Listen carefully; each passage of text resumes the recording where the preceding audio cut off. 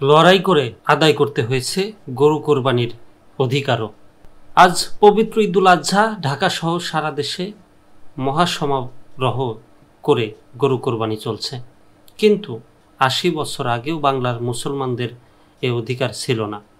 কোরবানির প্রশ্ন এলেই নানা ঘটনায় তটস্থ থাকতে হতো তাদের।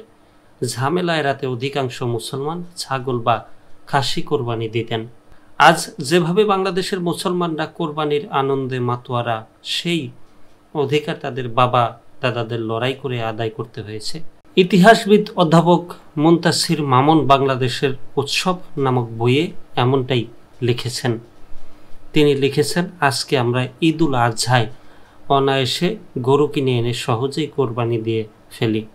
৮০-১০০ দূরে থাকুক, ৫০ বছর আগেও তা তেমন সহজসাধ্য ছিল না। আজকের প্রজন্ম হয়তো অবাক হবে যে এ নিয়ে সুদীর্ঘ ৫০ বছর বিতর্ক চলেছে এবং কোরবানি, বিশেষ করে গরু কোরবানি দেওয়ার অধিকার আমাদের বাপ দাদাদের লড়াই করে আদায় করতে হয়েছে।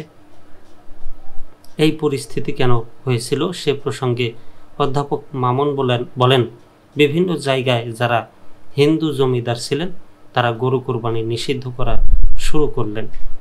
অন্যদিকে গরু বেশি প্রচলিত না থাকার আরেকটি কারণ ছিল আর্থিক দৈন্য। বাংলাদেশের মানুষের আর্থিক দৈন্য এতটাই প্রবল ছিল যে একটা গরু কিনে কোরবানি দেওয়া তাদের পক্ষে খুব দুরূহ ছিল।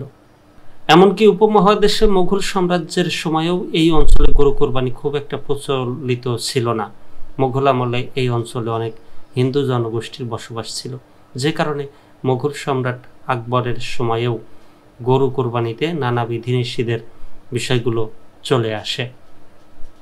অধ্যাপক আতাউর রহমান মিয়াজির মতে মুঘল আমলে আকবর যখন সম্রাট হলেন, দিনে এলাহি যখন প্রচলিত হলো, ওই সময় ঐতিহাসিক আবুল ফজল সহ অনেকে পরামর্শ দিলেন গরুটা যেন জবহ করা না হয়, কারণ ওই সময়ে এ অঞ্চলে ৯৫% হিন্দুদের বসবাস ছিল।